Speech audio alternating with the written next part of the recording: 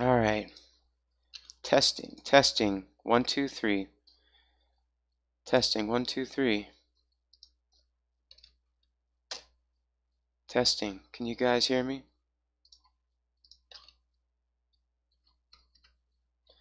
Okay, I'm posting some links to some other people here real quick. Alright, that way everybody can be on the same page. Okay. Everybody hear me? Hopefully. Okay. Sorry, I had to spritz my cat with some water. She likes to hop up on my computer and stir up a ruckus. Hey, wavetable. Alright. Yep, I got my computer all cleaned out, so everything should be a go. Alright. I'm going to open up Deflamask and get started. Today we're learning the basics of FM. This is a reboot of my first video.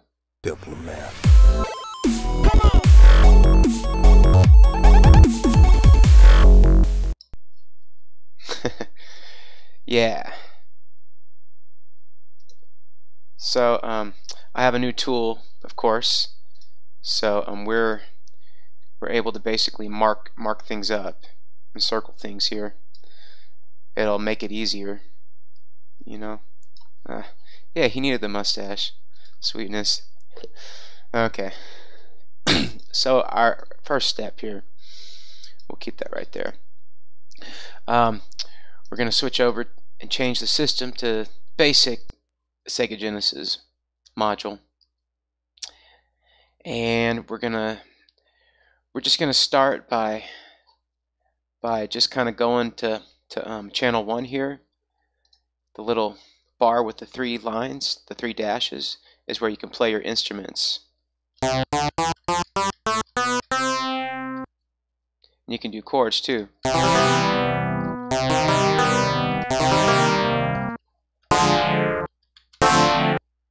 And things like that. If you press the space bar, for all you newbies out there,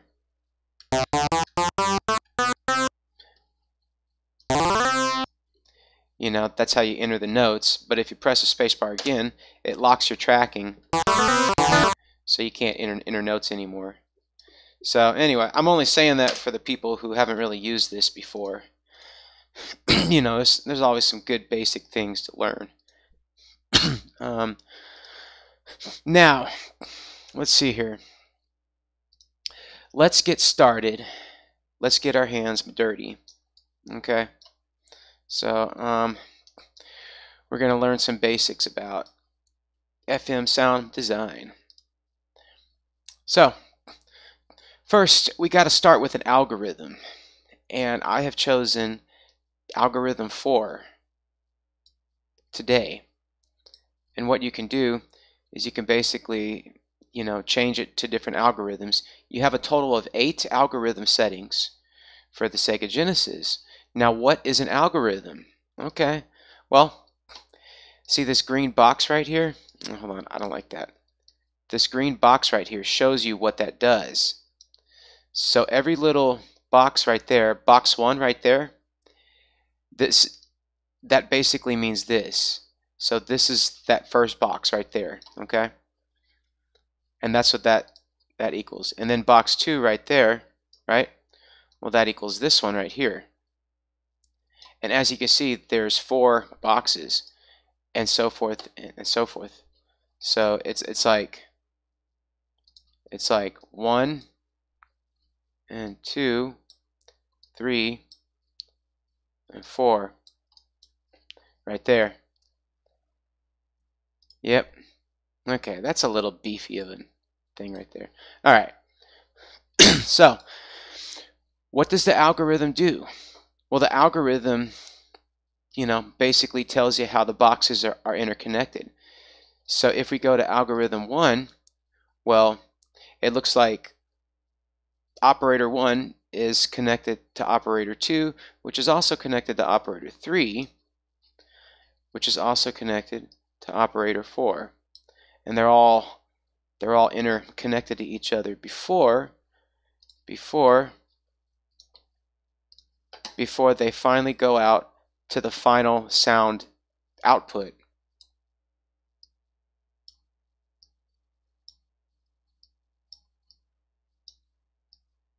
Like that. And it makes the a final output, all right? So what we do with that, so if we go to say algorithm, let's just work on algorithm 4. So what does algorithm 4 do? Well, you know, basically, okay. Well, algorithm 4 can be like this. So algorithm 1 modulates algorithm 2, or operator 1 modulates algorithm, no, operator 1 modulates operator 2, okay? And then what happens is that these go to the sound output, like that. And then operator 3 modulates operator 4 and also goes to the final sound output. So essentially you could think of it as these two act independently together, and these two also act independently together. This is how algorithm 4 works. Is everybody getting that so far? Yeah, okay. Alrighty. So, what does that mean? Well, what that essentially means is that you can make an instrument using only 2 operators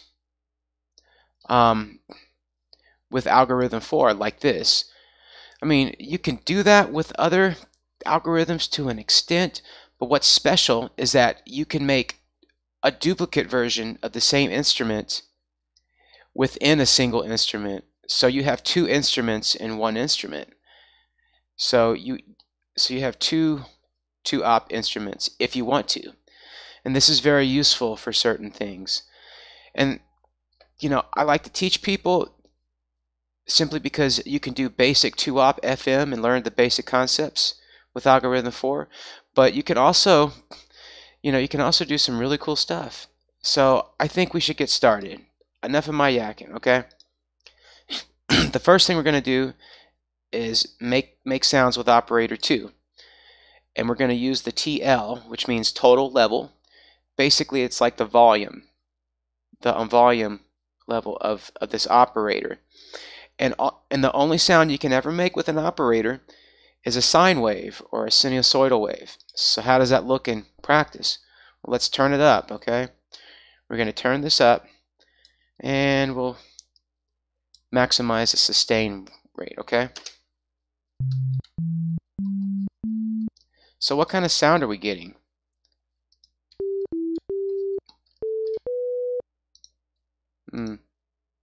Volume's a little low. Well,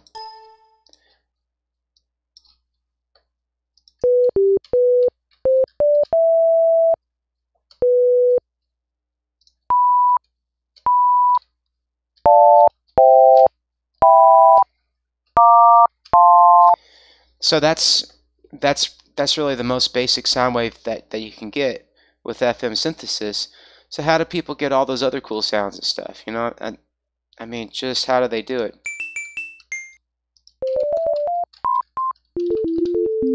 Well, what they do, you have to modulate operator 2. So operator 2 is what you call the carrier wave, right? And then operator 1 is the modulating wave.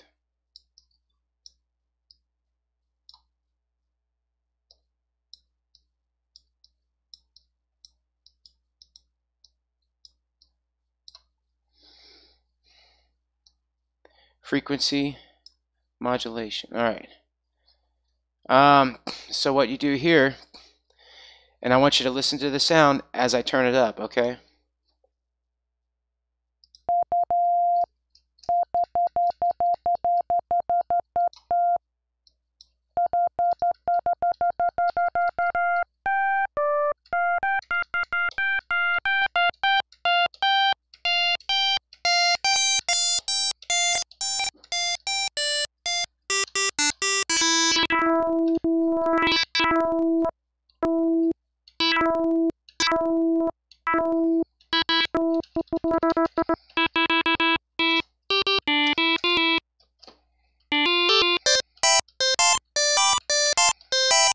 So that's interesting. We get some interesting sounds and variations from those, right?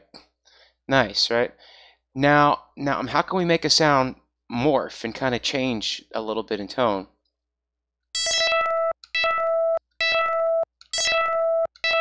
How do we get it to do that? Well, that's why each operator has what you call an envelope. And so, you got the attack, the decay, sustain, a second decay variable, and then you have the release rate, which is basically what it does when you remove your hand off of the keyboard. And it may carry on just a tad. So what we're going to do is we're going to turn the sustain all the way down, and we only have a decay envelope, and the sound is going to morph down like I was doing with the total level thing. Well, now it's automated. Hold on. And so what it does is that it drops from that operator 1 setting slowly down to the basic operator 2 sine wave is what's happening. And now it's a sine wave. It morphs down to a sine wave. See that? Now with that knowledge, there's a lot of things that you can do using the envelope to further shape the sound of your instrument. You can make your instrument morph from one sound to another and back and forth with more advanced settings, which we can go into in a future video. But these are very basic ways of doing things.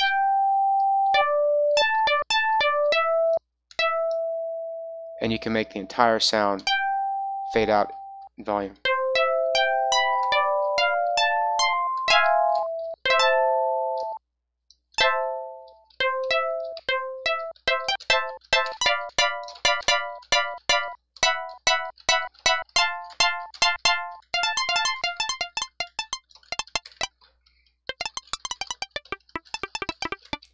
All kinds of plucks and koto sounds and stuff. Interesting stuff.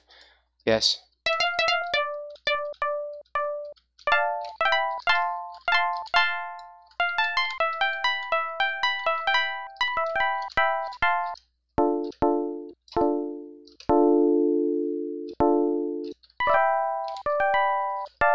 So let's try to get like a basic electric keyboard sound. Now what's this RS for? This is something I want to show early on. The RS is called your rate scale. So basically what the RS does is that basically if you're on the lower notes of a key, your sound will drone on for a longer time, but your higher notes, the sound will not last as long. And this is to imitate a real life piano, because this is how pianos work. When you hit the higher keys, the notes don't have as long of a reverb or a sustain, just in a natural key off setting. So that's what that does. It's supposed to emulate that, or simulate that, I mean. So if we want to get a nice, decent piano sound, we're going to work on that. So I'd say a rate scale of 3. Let's just try that. And then the lower sounds.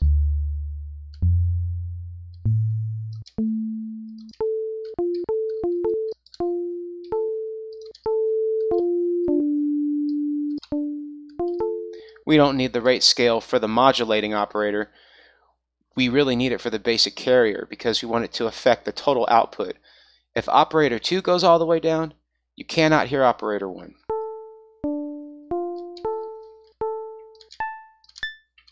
See how short and plinky the sound is 2 octaves higher, but 2 octaves lower, it lasts a little bit of time. And then it's just a little tiny plink at the highest one. So that's what the rate scale does, and it gets more extreme the higher the number is, but there's only 3 settings. See that? It drones on. If I had that rate scale.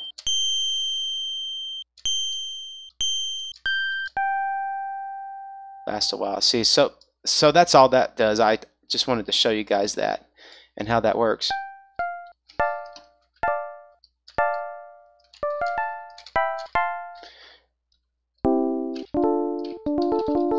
Now, there's something else too that you should know about. It's called the feedback. And so, what is the feedback control? Well, if we look at operator 1 in that setting, we see there's a special zigzag over that thing. You see that? And what that zigzag means is that the feedback controller affects only operator 1. This is the only thing it will ever affect. Now, to show you how it affects operator 1, I'm going to take us to algorithm 7 because operator 1 pretty much acts alone. It's its own carrier waves, so you can hear the sound directly. I'm only using operator 1.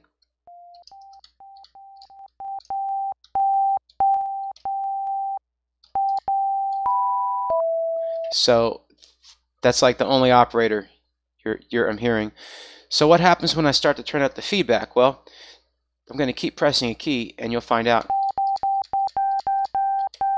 Did you hear that? The sound's a little more twangy.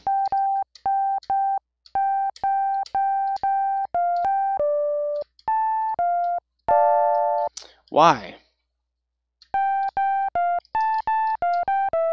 It's starting to morph into more of a saw wave.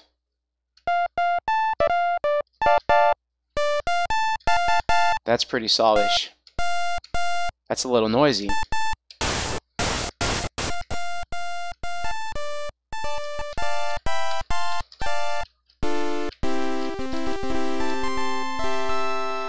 But hey, I thought that operators could only produce a sinusoidal wave. Well, the thing is with feedback, what you're essentially doing is that you're feeding the same exact sound wave back into itself again and again and again.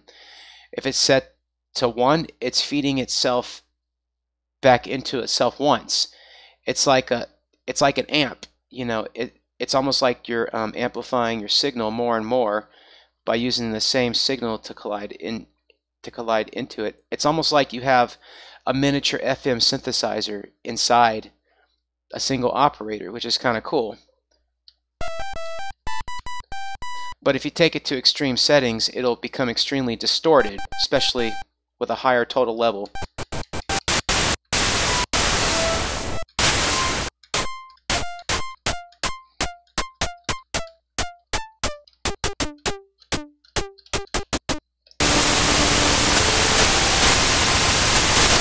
And of course that's rather annoying, but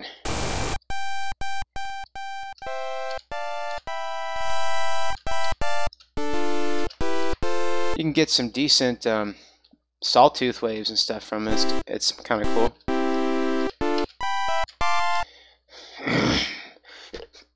Now what does that have to do with any other algorithm? Why is that important?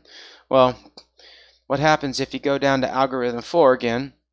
So what's going to happen is that we know that operator 2 is our sound output, okay?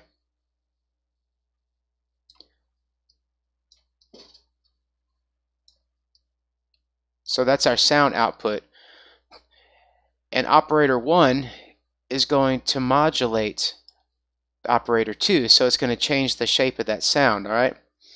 So the feedback will affect both operators, but it only affects operator 2 through operator 1.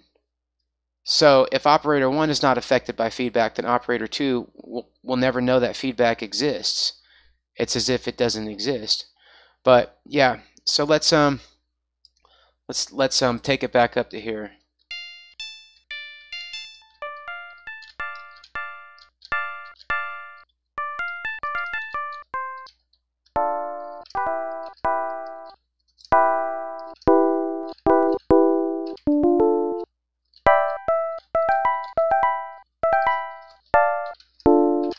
Okay, so let's check out what that feedback does.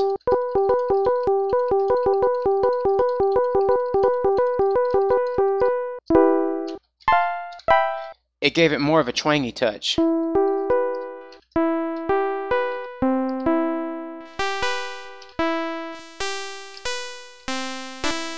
and you can do some other sound synthesis with it. I like that.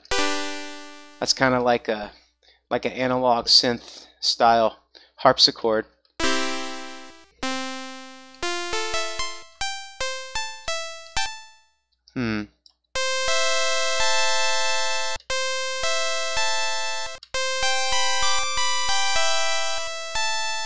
Let's kind of crank that down a notch.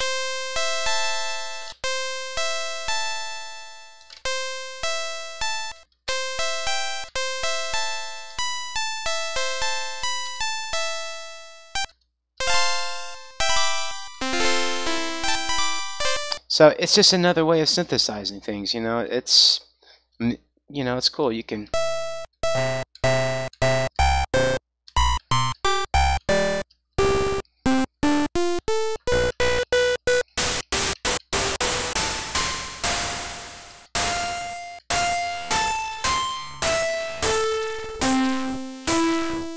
get some punkish sounds. Like guitar squeals and stuff.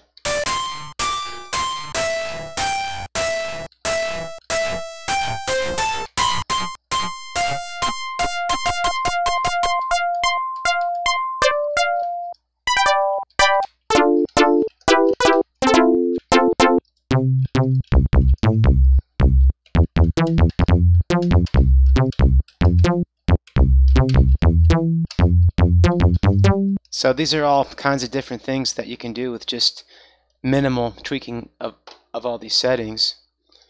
Let's see if there's any comments. Yep, algorithm 4 is great for polychords. That's true. That's very true. So speaking of that, so there's one more thing that I really need to teach before moving on to the second part. So let's take it back down. Let's do. Let's see.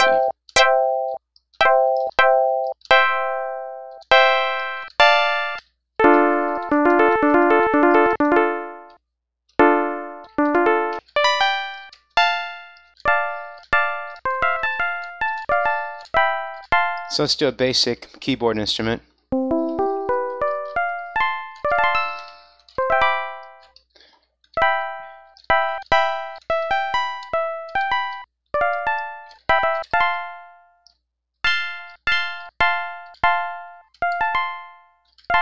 Okay, now that we have our basic electro key thing, I want to teach you guys about multipliers. All right.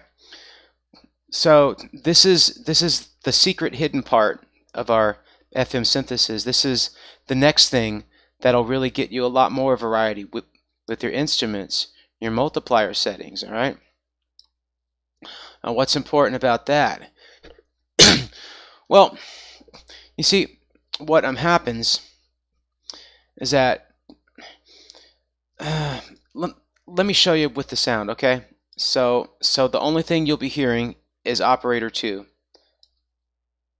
right now, okay? So you're only hearing operator 2. It should be. So I'm going to have like C, and I'm going to bring it down to 0, and I'm going to be pressing the same note as I changed the multipliers.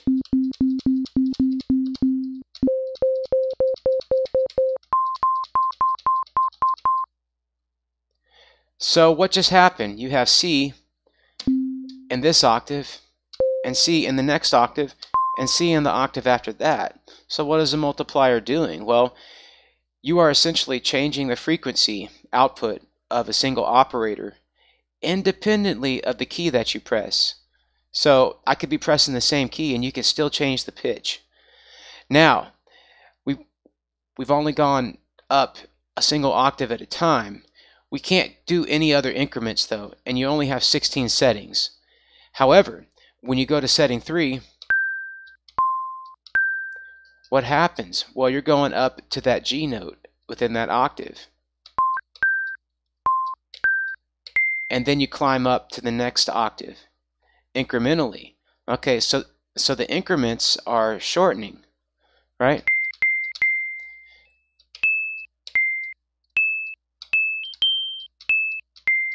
You can progress in a major chord within that octave. See? C, E, G. Now that's cool.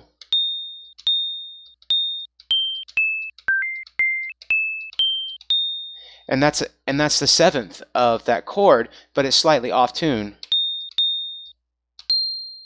And that's finally the next octave up. So, and then it'll get even more minute.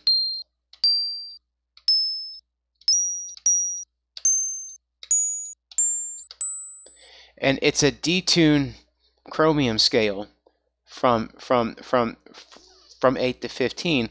This is useful. Hold on a second. I got to take this call, guys. It'll be just a moment.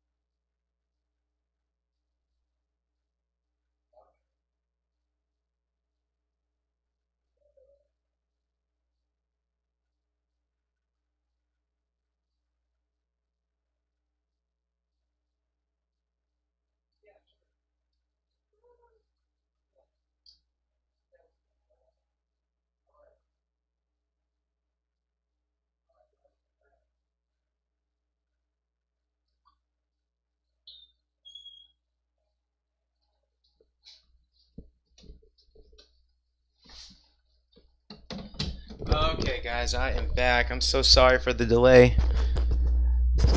I'm probably going to have to redo this again at some point. Make it even more concise. That was just my niece, and she was just calling. She's a cutie. But anyway, so let's see. Yep, classic FM bass. Okay, so changing the multipliers is really useful because you can really enhance the variety of sounds that you can synthesize with even only 2 operators, let alone 4. You know, and also eventually you can use it to get different chords within a single instrument using algorithm 4. So those are some cool things. Now what happens when I change it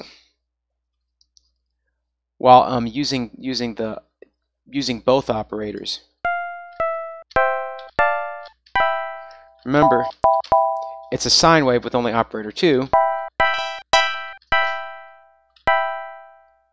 And now it's a new sound wave with both operators acting together. So what happens?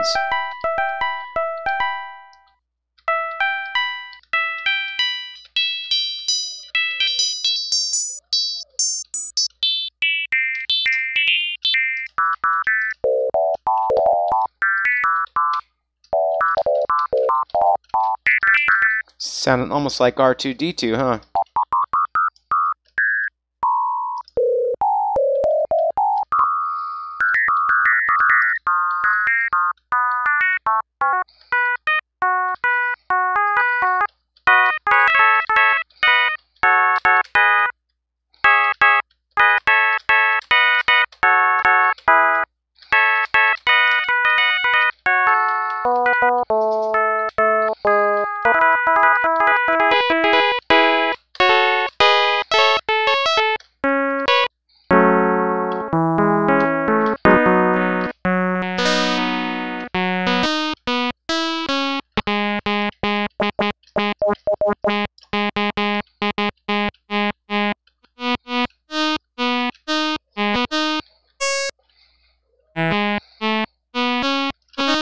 That sounds like a saxophone almost.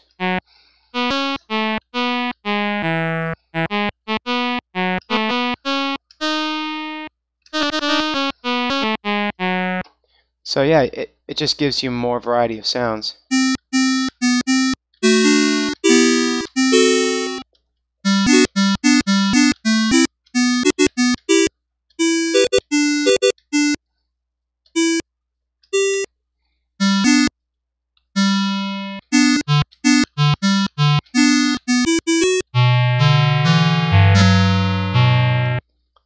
Yep.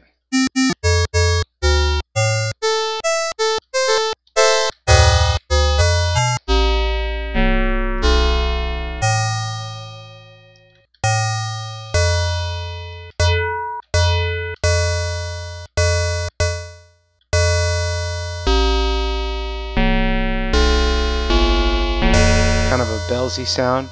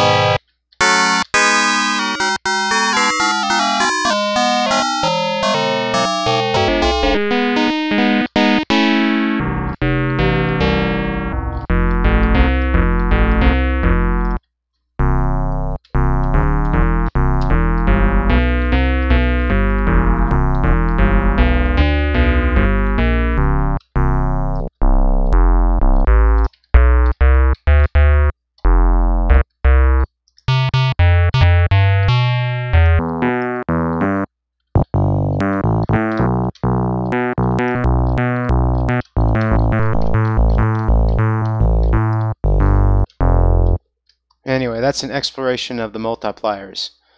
So, anyway. Yeah, it's very interesting. Very interesting stuff. And that's not all. Oh, believe me, that's not all. So let's say we have this instrument here, right?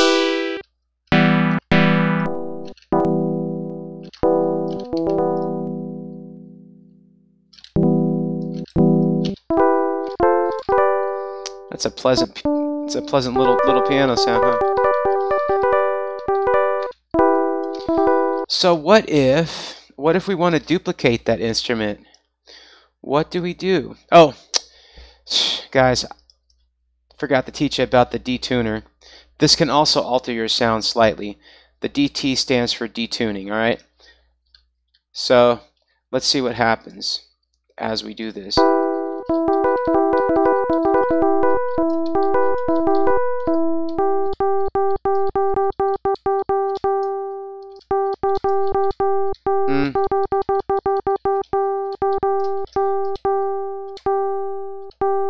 It doesn't really have much of an effect when you're only using two operators paired up like this, you know, when they're modulating each other. But the real magic is going to be when you try to duplicate the instrument. So what I'm going to do is I'm going to try to duplicate this instrument. So anything in operator 1 is going to look exactly like operator 3.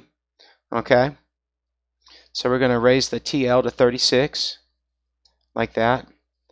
And then the next and then we're going to basically do 6 for the decay. And then the rest of the ones stays the same.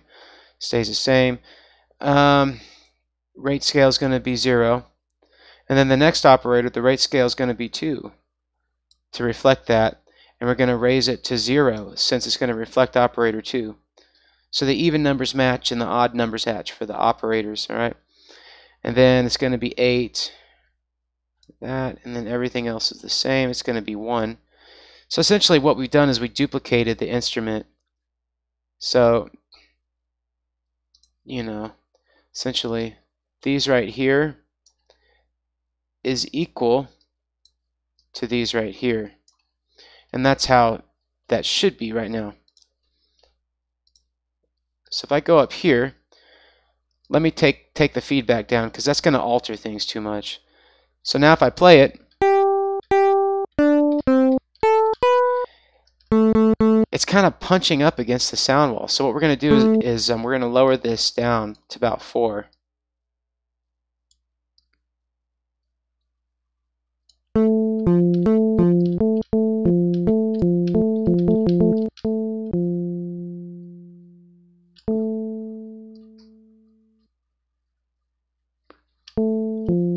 Okay, so because it was too loud for the speaker output.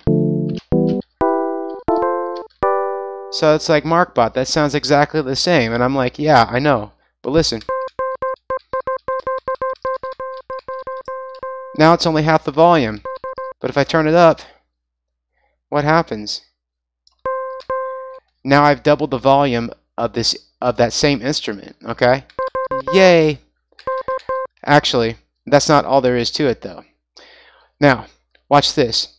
This is where you use the detuning. So let's say I take the first two operators and I set them to the lowest detune setting. And then I take the second two and I set it to the highest detune setting. Well, that's a frequency offset of both these instruments, right? Oh, you know what that means? Oh, listen to that chorus.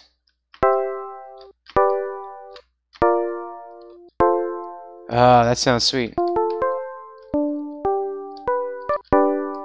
So you can essentially add a chorus effect to your instrument, to a single instrument. You don't even have to use a second channel, which is a pretty sweet thing with chiptune music.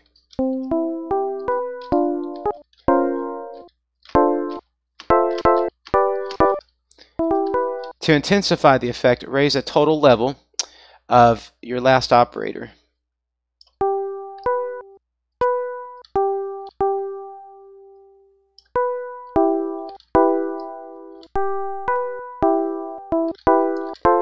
Slightly raise the total level of the other one. And then if you raise the feedback for operator 1,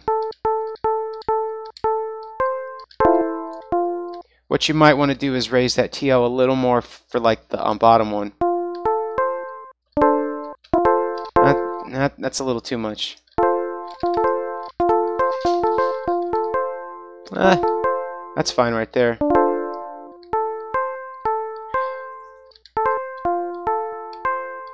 If you raise a TL for the third one, that'll match that a little better actually. So that's how you get nice thick chorus instruments using algorithm 4. You duplicate them and then you know, raise up the detuning effect for it. It's pretty sweet. Now what if I want to get like a polychord instrument? Well, how would I do that? You know, well, if you want to get a basic fifth chord, so you want to do like C and a G, right? So what does a C and a G sound like? Most people will know, but I'll do like this. And I'll turn that down. So I want to reproduce that with only a single sound. I want to press the C button and get both of these notes to make a sound, if that makes any sense. So how do I do that? Well, it's pretty simple. So I'll just raise this back up to about 9. Okay. And then you got to change your multiplier.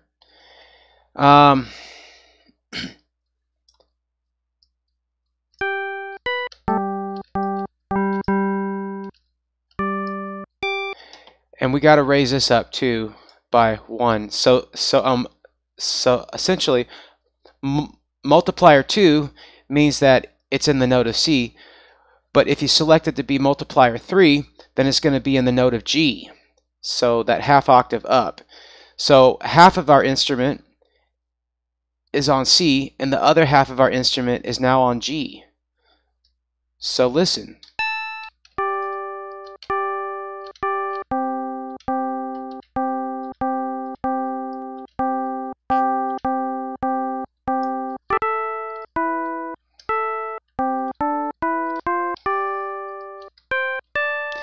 So that's useful for doing chords and things of that nature. And if you detune it, it actually will have an effect. There's more of a chorus, there's more of this earthy thickness to it because of the slight detune, but it balances it out enough to where it still sounds correct to our ears.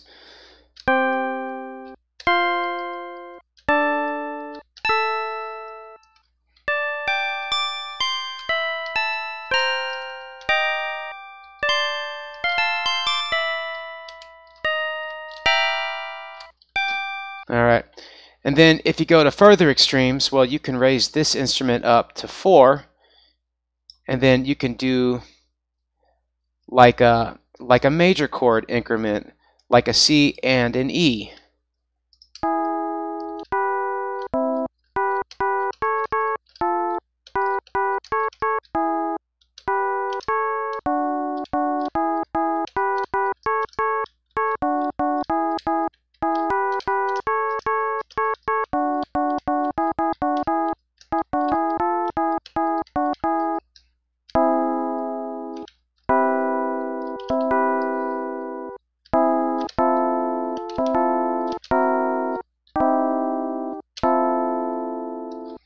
Yeah, there's a lot of interesting stuff you can do.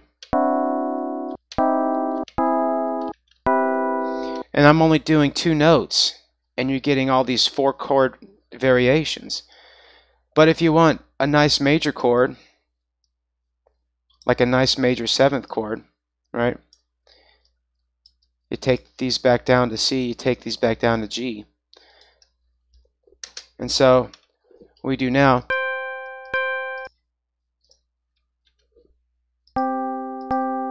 so that's 2 notes. Watch what happens when I enter that. Okay. So what chord am I playing here? Well, guys, that's a major 7th, okay? So if I were to play that out logically, so I'm going to mute these, okay?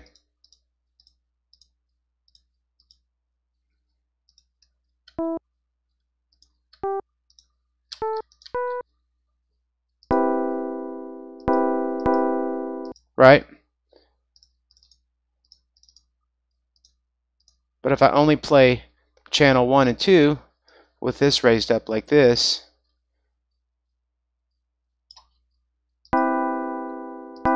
see? It's the same chord, but you're only using 2 channels instead of 4. So when you're making Sega Genesis music, that's going to save you a lot of space with your channeling. So these are basic techniques that's really going to help you make better music out there, you know?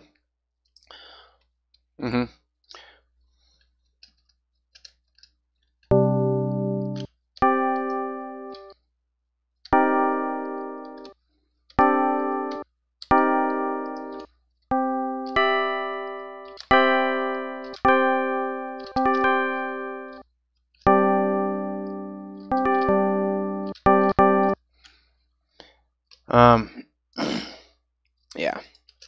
Anyway, so that's some cool stuff you can do too. Anyway. Alrighty.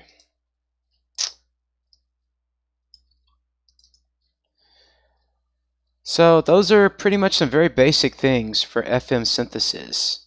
If anybody has any questions or suggestions, or you need some more clarification, or if you think I need to redo the video, just let me know, guys, okay?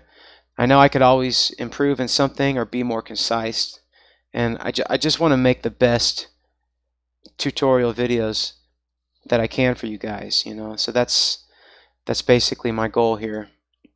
And I've always got something to learn. Alright, I'm about to wrap this up. I'm gonna get going soon and play with my niece. We're gonna go bike riding. It's gonna be a good day. Alright, God bless, and I love you guys.